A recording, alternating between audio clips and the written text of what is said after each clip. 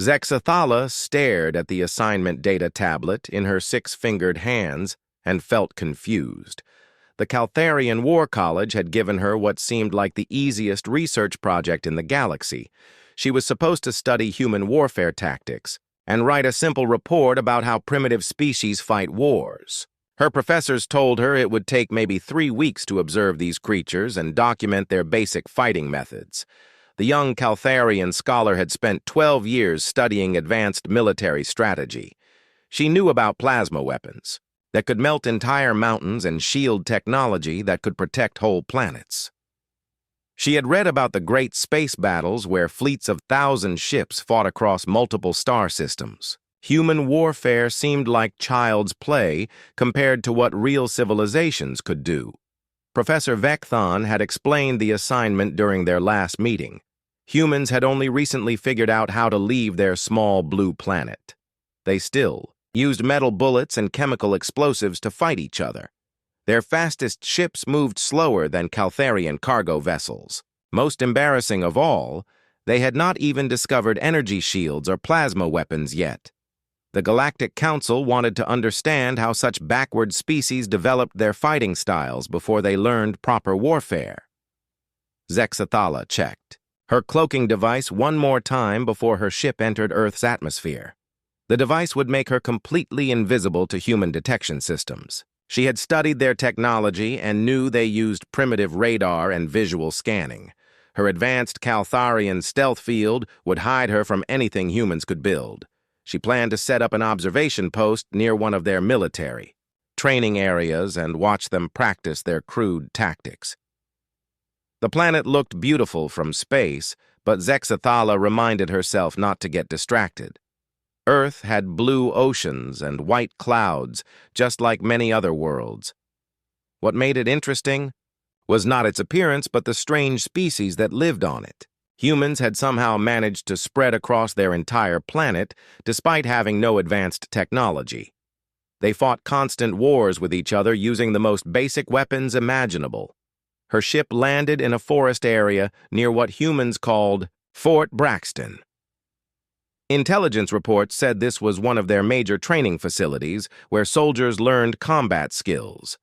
Zexathala activated her observation equipment and began scanning the area. She could see human soldiers moving through the trees, carrying their primitive weapons. They wore green and brown clothing that helped them blend with the forest. It was a clever idea, even if their technology was thousands of years behind Caltharian standards. The first group she observed included 4 soldiers. The leader was a human male named Jake Morrison, who held the rank of captain. Behind him walked a female called Lisa Hayes, with the title of sergeant. 2 younger soldiers followed them. One was a male named Danny Rodriguez, and the other was a female called Amy Chen. Zexathala activated her translation software to understand their speech patterns. Captain Morrison was giving instructions to his team about something called a patrol exercise. They were supposed to move through the forest and locate enemy positions without being detected. Zexathala found this amusing because her sensors could track all 4 humans easily from her hidden position. Their movements seemed clumsy and loud, compared to Caltharian's stealth techniques. The human team moved slowly through the trees, stopping frequently to check their surroundings. Sergeant Hayes used hand signals to communicate with the others when they needed to stay quiet. Private Chen carried a device that looked like a primitive scanner, while Corporal Rodriguez watched behind them for threats. Their coordination seemed adequate for such a basic species, but nothing that would impress military scholars on Calthara. What surprised Zexathala was how seriously the humans took their training exercise. Captain Morrison treated the fake mission as if real enemies were hunting his team. He made careful decisions about which path to take and how fast to move. When they reached a clearing, Morrison spent several minutes studying the open ground before deciding how to cross it safely. This level of caution seemed excessive for a simple training drill. The observation became more interesting when the exercise scenario changed. A voice spoke through their communication devices, announcing that enemy forces had surrounded their position. According to the training rules, Morrison's team was now trapped with limited ammunition and no support coming to help them. Most logical species would surrender at this point, but the humans began planning something unexpected. Instead of giving up, Morrison gathered his team behind a large fallen tree. He started drawing pictures in the dirt, showing the positions of imaginary enemy soldiers. Sergeant Hayes pointed out weak spots in the enemy formation, while the two younger soldiers suggested different escape routes. What struck Zexthala was how all four humans contributed ideas to solve their problem. In Caltharian military units, only the highest-ranking officer made tactical decisions. Morrison's plan involved splitting his team into two groups and attacking the enemy from different directions simultaneously. This seemed like suicide, since they were outnumbered 3-1 according to the exercise parameters. Rational military doctrine taught that inferior forces should retreat and wait for better conditions. But these humans seemed determined to fight even when victory appeared impossible. The team moved into position for their desperate attack. Private Chen and Corporal Rodriguez circled around to approach from the east, while Morrison and Hayes prepared to assault from the south. Zexthala watched through her sensors as the four humans coordinated their movements using only hand signals and careful timing. Their primitive equipment made communication difficult, but somehow they managed to stay synchronized. When the simulated battle began, something remarkable happened. Morrison's seemingly impossible plan actually worked. The two-pronged attack confused. The exercise controllers, who had expected the humans to either surrender or die quickly. Instead, Morrison's team captured several enemy positions and forced a stalemate that impressed their instructors. The exercise ended with praise for creative thinking and aggressive tactics. Zexthala reviewed the recorded data from her sensors, feeling puzzled by what she had witnessed. These humans had demonstrated tactical innovation that went beyond their supposed capabilities. They treated warfare not as a rigid science, but as a creative problem requiring imagination and courage. This was very different from what her professors had told her to expect. She began to wonder if studying human warfare might be more complicated than anyone at the War College realized. 3 days after watching Morrison's team, Zexthala made a serious mistake that changed everything. She had moved her observation post closer to the human training area to get better data on their communication methods. The cloaking device was working perfectly, and her sensors showed no sign that humans could detect her presence. She felt completely safe in her hidden position behind a cluster of rocks overlooking their main exercise field. Staff Sergeant Ben Tucker was leading a routine patrol through the forest when something caught his attention. Tucker had served 15 years in the military and had learned to trust his instincts about when things seemed wrong. The birds in one section of woods had stopped singing, and the air smelled different somehow. He could not explain what alerted him, but 20 years of training told him someone was watching his unit. Tucker made a decision that surprised Zexthala completely. Instead of reporting possible enemy contact or calling for backup, he told his patrol to continue their mission while he investigated alone. The Caltharian scholar watched through her sensors as the human soldier carefully approached her hiding spot, using techniques that impressed her despite their primitive nature. Human moved from tree to tree in a pattern that would make him difficult to track even with advanced technology. He used natural cover effectively and timed his movements to coincide with wind sounds that would mask any noise he made. Tucker was clearly an experienced soldier who understood stealth operations better than Zexthala had expected from such a basic species. When Tucker finally discovered her cloaked observation post, Zexthala prepared for the worst. Caltharian protocols required her to activate emergency extraction if humans detected her presence. She reached for the transport beacon that would teleport her back to her ship, but Tucker did something that made her pause. Instead of raising his weapon or calling for help, the human soldier simply sat down nearby and started talking. Tucker spoke in a calm voice, saying he knew someone was hiding behind the rocks, even though he could not see them clearly. He explained that he meant no harm and was curious about who might be watching their training exercises. The human soldier placed his rifle on the ground and held up his empty hands to show peaceful intentions. This behavior confused Zexathala because her studies had described humans as naturally aggressive and violent. After several minutes of patient talking, Tucker convinced Zexathala to reveal herself. She deactivated the cloaking field and stepped out from behind her equipment, feeling nervous about making first contact with a primitive species. Tucker's reaction surprised her again.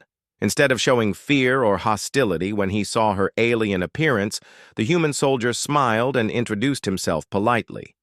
Tucker seemed genuinely interested in learning about her and why she was observing their military exercises. He asked intelligent questions about her technology and her home planet, without demanding answers or acting threatening. The conversation revealed that this human understood much more about tactics and strategy than her professors had led her to expect. Tucker discussed military theory with knowledge that rivaled her own advanced education. The human soldier explained that he had studied warfare history and knew about battles fought thousands of years ago on Earth. He could describe complex strategies used by ancient generals and relate them to modern combat situations. Tucker also talked about his work as a mechanic and how mechanical skills helped him understand weapons and equipment better. He mentioned his family and how being a father had taught him to think creatively about solving problems. When other soldiers arrived to check on Tucker, he handled the situation with remarkable skill. He convinced his commanding officer, Colonel Kate Sullivan, to treat the encounter as a learning opportunity rather than a security threat. Colonel Sullivan listened to Tucker's assessment and quickly grasped the importance of peaceful contact with an alien observer. Sullivan demonstrated leadership abilities that impressed Zexathala with their sophistication. The human colonel asked thoughtful questions about Caltharian military doctrine and seemed genuinely interested in comparing different approaches to warfare. She proposed a cultural exchange where Zexathala could observe human training exercises while sharing insights about advanced combat techniques. The proposal led to a meeting with Major Rick Thompson, who commanded another training unit at the Yahi base. Thompson brought a different perspective to military strategy, focusing on psychological warfare and unit cohesion. He explained how human emotions like loyalty and courage could be tactical advantages in combat situations. This concept was completely foreign to Caltharian military thinking, which emphasized logical decision-making and emotional control. Thompson organized a joint training exercise between his unit and Morrison's team to demonstrate advanced human, tactical coordination. Zexathala watched as soldiers from both groups worked together, despite having different leadership styles and combat specialties. The humans treated warfare as a collaborative art form where individual creativity enhanced overall unit effectiveness. During the exercise, Zexathala observed communication methods that went far beyond simple radio transmissions. The humans used body language, facial expressions, and subtle gestures to convey complex tactical information. They seemed to anticipate each other's actions through intuition and experience rather than rigid protocols. This organic approach to coordination produced results that were surprisingly effective. The human soldiers compensated for their technological disadvantages through superior teamwork and adaptability. When their communications equipment failed during one drill, they switched to hand signals and verbal codes without losing tactical effectiveness. Private Chen improvised solutions to equipment problems using spare parts and creative engineering. Sergeant Hayes coordinated multiple moving elements through pure leadership skill and tactical awareness. Captain Morrison demonstrated strategic thinking that challenged Zexathala's assumptions about primitive species. He adapted his plans in real time based on changing conditions and enemy actions. Morrison treated each soldier as an independent tactical asset, capable of making intelligent decisions rather than simple tools to be directed by higher command. What struck Zexathala most was how these humans approached warfare with emotional investment that went beyond professional duty. They fought not just to complete missions but to protect each other and defend principles they believed in. This personal connection to combat created a level of motivation and determination that pure logic could not match. Colonel Sullivan explained that human military effectiveness came from combining individual initiative with collective purpose. Each soldier was trained to think independently while remaining committed to unit goals. This balance between personal creativity and group loyalty produced tactical flexibility that could adapt to any situation. By the end of her second week on Earth, Zex Thala realized that her original mission parameters were completely inadequate. Human warfare was not a simple primitive system that could be documented and dismissed. It was a complex philosophy that integrated technology, emotion, psychology, and creative problem-solving in ways that might actually be superior to more advanced military doctrines. She began to suspect that her professors at the War College had seriously underestimated what they were asking her to study. Everything changed on Zexathala's 18th day on Earth, when her long-range sensors detected something that made her blood freeze. A massive fleet of Rithrak warships was approaching the solar system at high speed. The sensor readings showed at least 200 vessels, including heavy battle cruisers and troop transport ships. This was not a scouting mission or peaceful contact.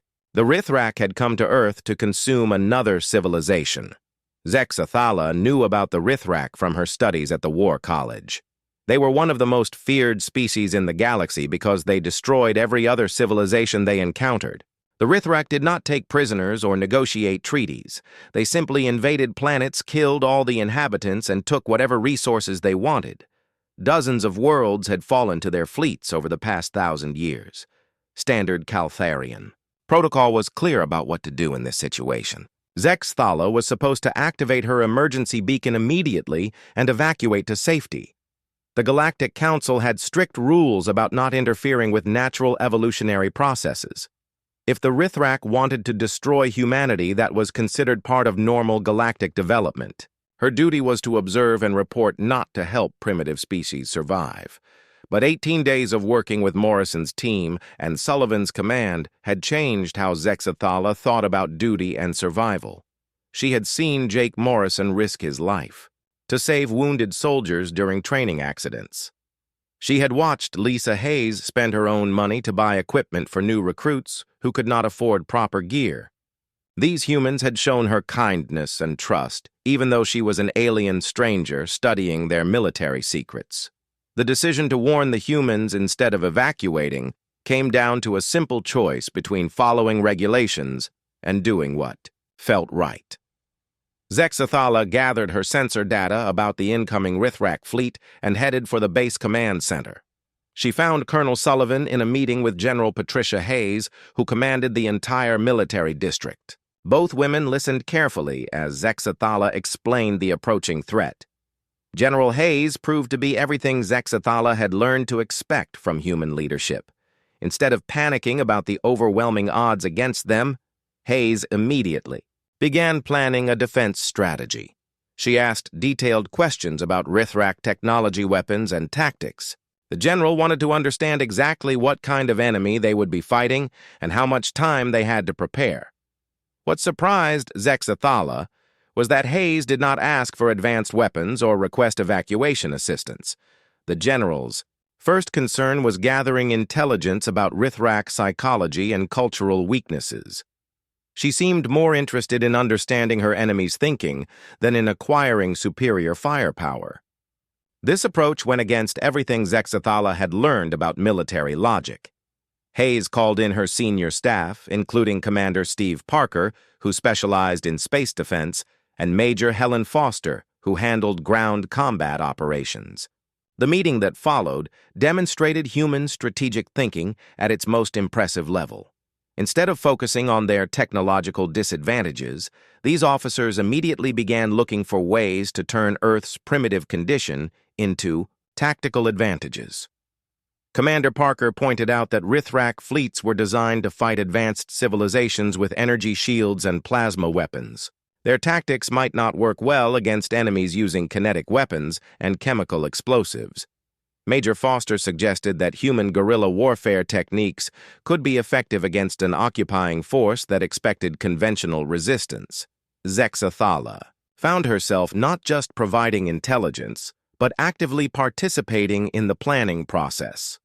The humans treated her as a valued team member despite her alien nature and academic background. They asked for her opinions about Rithrak weak points and listened seriously to her suggestions about defensive strategies.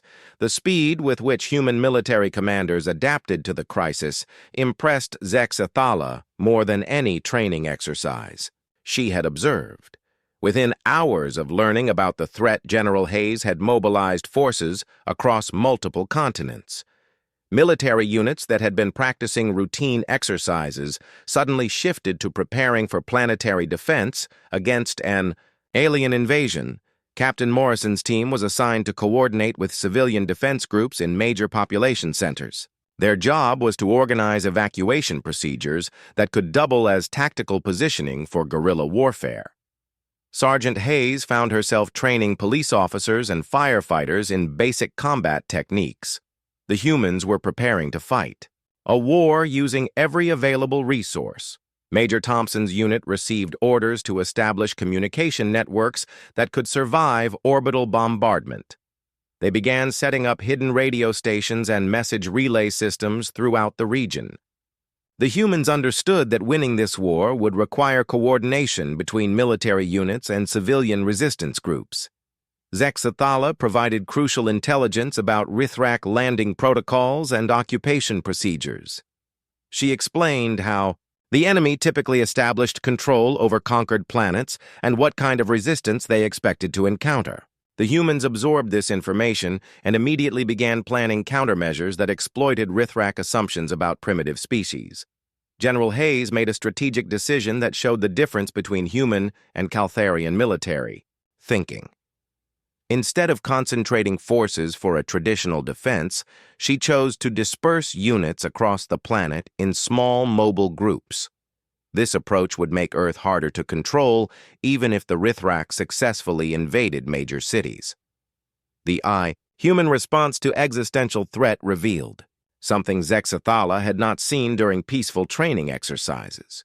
These soldiers were not just following orders or protecting territory. They were fighting for their families, their culture, and their right to exist as a free species. This emotional investment created a level of determination that went beyond rational military calculations. As the Rithrak fleet drew closer, Zexathala realized she was no longer an observer of human warfare. She had become a participant in humanity's desperate struggle for survival. Her academic mission to study primitive combat techniques had transformed into something much more personal and dangerous. The sensor readings showed the enemy would arrive in less than 48 hours. Earth's defenders had 2 days to prepare for a battle that would determine whether humanity continued to exist or joined the long list of civilizations destroyed by the Rithrak.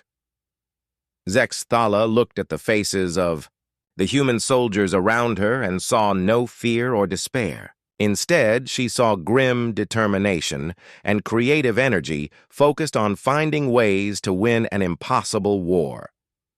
General Hayes concluded the planning session with words that would stay with Zexathala forever.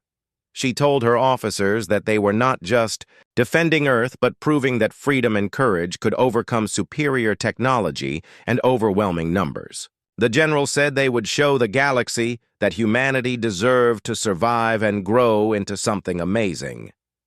For the first time since arriving on Earth, Zexathala understood why her professors had been wrong about human warfare. These people did not fight just to win battles. They fought to protect everything they loved and believed in.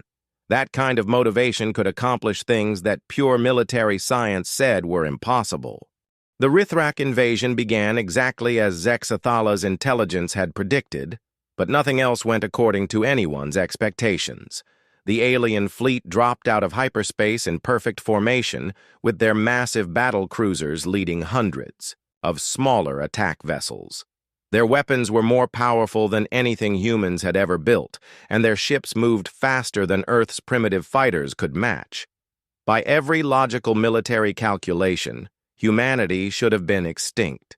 Within 6 hours, Admiral John Mitchell commanded Earth's space defense from a command bunker buried deep underground. His fleet consisted of chemical rockets armed with nuclear warheads and a few experimental energy weapons that barely qualified as advanced technology. Against Rithrak plasma cannons and energy shields, these weapons seemed like toys. But Mitchell had spent 2 days studying Zexathala's intelligence reports, and he had developed a strategy that ignored conventional wisdom. Instead of meeting the Rithrak fleet in open space, Mitchell kept his ships hidden behind Earth's moon and asteroid belt. When the enemy moved into orbit around Earth, they found no resistance waiting for them. The Rithrak commanders assumed this meant the humans had already surrendered or fled the planet. They began landing procedures without expecting any significant opposition. That was when Mitchell launched his real attack. Hidden human ships emerged from behind asteroids and crashed into Rithrak vessels using pure kinetic force. The alien shields were designed to deflect energy weapons, not solid objects moving at incredible speeds. Several enemy ships were destroyed before they understood what was happening.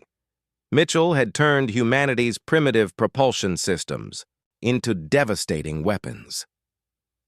General Hayes coordinated ground defense operations from a mobile command center that moved constantly to avoid enemy detection.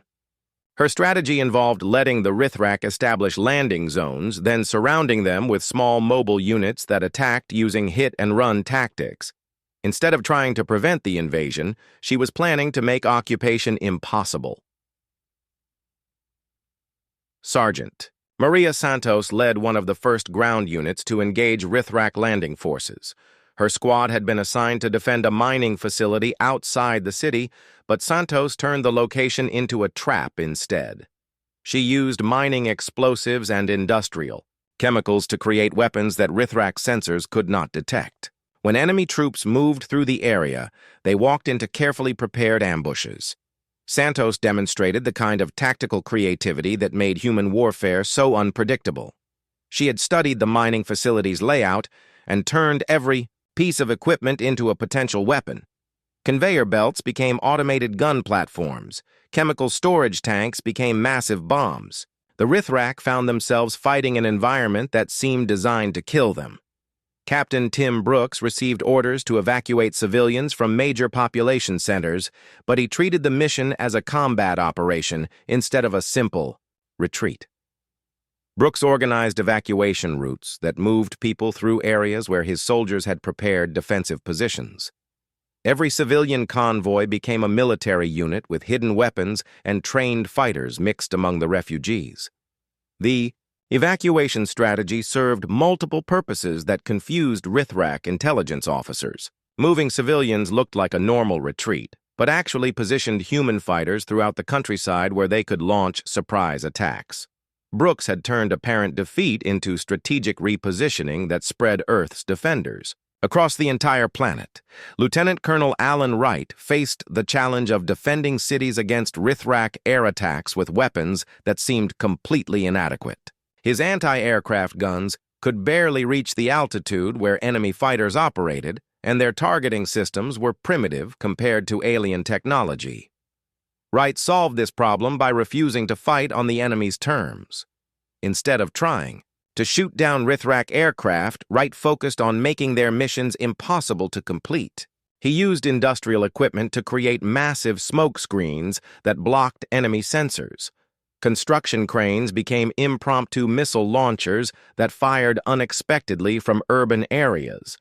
Wright turned entire cities into defensive weapons that fought back against aerial bombardment. Major Rachel Green commanded a psychological warfare unit that had seemed useless against an alien enemy until Zexathala provided intelligence about Rithrak cultural taboos. Green learned that the enemy had strict religious beliefs about certain colors and sounds that could be exploited to create confusion and fear. She began broadcasting signals that violated Rithrak cultural norms and caused panic among their troops. Green's psychological attacks worked because the Rithrak had never encountered an enemy that understood their cultural weaknesses. Human radio broadcasts began including frequencies and patterns that triggered instinctive fear responses in alien soldiers. Green had weaponized information that Zexathala had mentioned during casual conversations about galactic civilizations. The turning point in the battle came when human forces began capturing and adapting Rithrak technology. Chief Warrant Officer Mike Davis had worked as a computer programmer before joining the military, and he understood systems design better than most engineers. When his unit overran an enemy communications post, Davis managed to access their equipment, using principles from human computing. Davis discovered that Rithrak technology was actually more vulnerable to human hacking techniques than Earth's primitive computer systems. The alien hardware was designed to be tamper-proof against advanced cyber attacks, but it had no defenses against the simple direct methods that human programmers used. Davis began reprogramming captured equipment to work for human forces. Within hours of Davis's breakthrough, human units across the planet were using modified Rithrak weapons and communication systems. The enemy found themselves fighting an opponent that learned and adapted faster than their tactical computers could compensate. Earth's defenders were evolving their capabilities in real time during active combat operations. Corporal Danny Rodriguez and Private Amy Chen from Morrison's original team found themselves leading civilian volunteers in urban combat against Rithrak occupation forces. Their training in basic military tactics had prepared them to coordinate large groups of fighters with minimal equipment. Rodriguez organized neighborhood defense groups while Chen taught civilians how to use captured alien weapons. The success of untrained civilians fighting alongside professional soldiers demonstrated something that impressed Zexathala more than any advanced technology. Human society was naturally organized for collective defense in ways that made everyone a potential warrior. The Rithrak had expected to fight a military force, but instead they faced an entire civilization that refused to surrender. Captain Morrison's team received orders to assault the main Rithrak command post that had been established in a major city. The mission seemed impossible because the enemy position was protected by energy shields and automated defense systems. Morrison studied the intelligence reports and developed an attack plan that used captured alien technology combined with traditional human tactics. Morrison's assault succeeded because it combined everything the humans had learned about fighting an advanced enemy. His team used Rithrak equipment to penetrate their shields while employing guerrilla warfare techniques that confused alien tactical computers. The attack demonstrated that primitive creativity could overcome superior technology when applied, with courage and intelligence. As the battle continued, Zexathala realized she was witnessing something unprecedented in galactic military history. The humans were not just surviving contact with a superior force, they were learning and improving faster than their enemies could adapt. Every engagement taught them new ways to exploit Rithrak weaknesses, while their own tactics became more sophisticated. The Rithrak had invaded expecting to fight a primitive species with crude weapons and simple strategies. Instead, they found themselves battling an opponent that treated warfare as an evolving art form where every soldier was encouraged to innovate and experiment. Human military doctrine was proving more flexible and effective than advanced alien technology. After 6 days of fighting, the impossible was happening, and Zexathala struggled to understand how everything she knew about warfare could be so wrong. The Rithrak invasion force that should have conquered Earth in hours was retreating in confusion and panic. Human defenders were not just surviving, they were winning battles against enemies with technology thousands of years more advanced than their own. The victory was not coming from superior weapons or brilliant generals making perfect strategic decisions. Instead, Zexathala watched individual human soldiers solve tactical problems through creativity, courage, and the kind of emotional intelligence that her military education had taught her to ignore.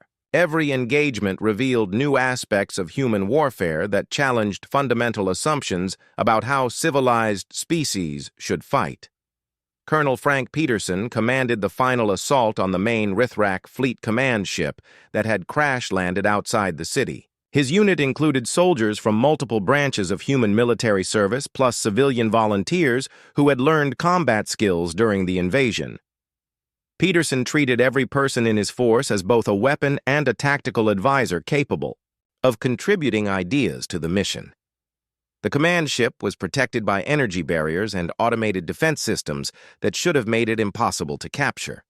Peterson studied the problem for 2 hours, then developed an attack plan that used fear and anger as tactical advantages rather than emotional weaknesses. His soldiers were not just following orders, they were fighting to protect their families and their right to exist as a free species. Major Jennifer Walsh coordinated the combined arms assault that demonstrated everything Zexathala had learned about human military philosophy. Walsh's forces included infantry units, artillery support, aircraft squadrons, and captured alien vehicles, all working together in ways that violated traditional tactical doctrine. The attack succeeded because it treated warfare as a collaborative art form rather than a rigid science. The assault plan required perfect timing between multiple moving elements, but human forces achieved coordination without advanced communication technology. Soldiers anticipated each other's actions through intuition and experience developed during weeks of fighting together. Walsh had created a military unit that functioned like a living organism, where every part supported the whole. Captain Morrison led the final penetration team that entered the Rithrak command ship using lessons learned from both human tactics and alien technology. His squad moved through the enemy vessel like they were exploring a cave system using stealth techniques that worked equally well in forests and spacecraft corridors. Morrison had adapted traditional infantry methods to fight in an environment no human had ever seen before. The team navigated through the alien ship by combining Morrison's leadership with technical expertise from soldiers who had learned to operate captured Rithrak equipment. Private Chen used her mechanical skills to disable security systems, while Corporal Rodriguez provided tactical security using weapons that had been built on another world. They moved as a coordinated unit, despite using technology they barely understood. When Morrison's team reached the ship's command center, they found something that changed Zexathala's understanding of the entire war. The Rithrak fleet commander was not a brilliant military genius or advanced artificial intelligence. He was just another soldier following rigid tactical protocols that worked against most enemies, but failed completely when confronted with human adaptability and creative problem-solving. The alien commander had expected to fight a conventional war against an inferior opponent using established strategies that had conquered dozens of other worlds. Instead, he faced enemies who treated every battle as a unique puzzle, requiring original solutions. Human warfare was proving more sophisticated than Rithrak military doctrine precisely because it embraced chaos and unpredictability. Morrison captured the enemy command center through a combination of tactical skill, personal courage, and emotional intelligence that used the alien commander's own assumptions against him. The Rithrak leader could not understand how primitive soldiers had penetrated his defenses because his tactical computers had no programming for dealing with opponents who fought with both logic and passion. The final victory came when General Hayes coordinated a planet-wide counterattack that used every lesson human forces had learned during the invasion. Her strategy combined space combat ground operations, urban warfare, psychological tactics, and technological innovation in ways that overwhelmed Rithrak's ability to respond effectively. The enemy found themselves fighting a war they could not understand or predict. Hayes had turned Earth's apparent weaknesses into strategic advantages by treating the entire planet as a single integrated weapon system. Every city became a fortress. Every civilian became a potential soldier, and every piece of technology became part of a defensive network that grew stronger as the fighting continued. Humanity had transformed disadvantage into victory through collective creativity and determination. When the surviving Rithrak ships fled the solar system, they carried reports that would terrify military commanders throughout the galaxy. Earth's Defenders had not just repelled an invasion, they had demonstrated that advanced technology meant nothing against opponents who combined individual initiative with collective purpose. Human warfare represented something entirely new in galactic military history. Zexathala faced a choice that would define the rest of her life as she prepared her report for the Galactic Council. Her original mission had been to document primitive, human fighting methods for academic study. Instead, she had discovered that humanity possessed military capabilities that made them the most dangerous and valuable potential allies in known space. The official report she was supposed to write would describe humans as backward savages using crude weapons and simple tactics. But 18 days of observation and 6 days of combat had shown her that human warfare was actually more sophisticated than anything taught at the Caltharian War College. These people had lessons to offer that could revolutionize how civilized species thought about conflict and survival. Her final report became a warning rather than an academic study. Zexathala wrote that humanity was not a primitive species to be dismissed or conquered. They were a rapidly evolving civilization that combined technological adaptability with psychological resilience in ways that made them natural leaders for any alliance of free worlds. The galaxy needed human creativity and determination more than humans needed advanced alien technology. The conclusion that surprised Zexathala most was her request for permanent assignment to Earth as a student rather than a teacher. She had come to study human warfare and learned that she understood nothing about what made military forces truly effective. Courage, creativity, emotional intelligence, and collective determination were more important than plasma weapons or energy shields.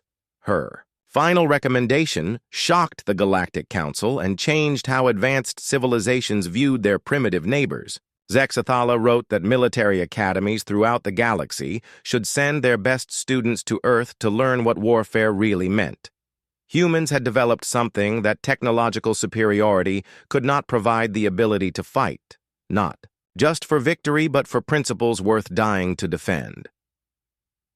The story ended with Zexathala training alongside Sergeant Hayes and Private Rodriguez, learning that the most important lesson in human warfare was not how to win battles, but how to remain human while fighting them. She had discovered that true military excellence came from treating each soldier as an individual worthy of respect rather than a tool to be used and discarded. Months later, when other alien species began arriving to study human military methods, Zexathala served as their guide and translator. She helped them understand that Earth's defenders had not won through superior tactics or advanced technology. They had won because they fought as free beings defending everything they loved against enemies who saw them only as obstacles to be eliminated. The young Caltharian scholar who had come to write a simple academic paper about primitive warfare techniques had instead become the first alien graduate of the Human Military Academy that taught the most important lesson in the galaxy. Sometimes the greatest victory is not conquering your enemies, but inspiring them to become something better than they were before.